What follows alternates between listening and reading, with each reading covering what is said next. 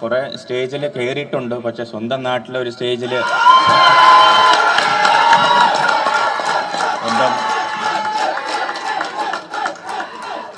സ്വന്തം നാട്ടുകാരുടെ ഫ്രണ്ടിൽ ഒരു സ്റ്റേജിൽ നിന്ന് സംസാരിക്കാൻ അത്ര എളുപ്പമല്ല.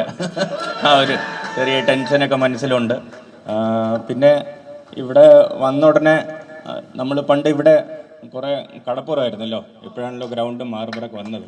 അപ്പോൾ ചെറിയ വയസ്സിൽ എൻ്റെ അച്ഛനും അമ്മയും അപ്പൂവന്മാരും എന്നെ എൻ്റെ ചേട്ടനെ കളിപ്പിക്കാൻ കൊണ്ടുവരുന്ന സ്ഥലമായിരുന്നത്.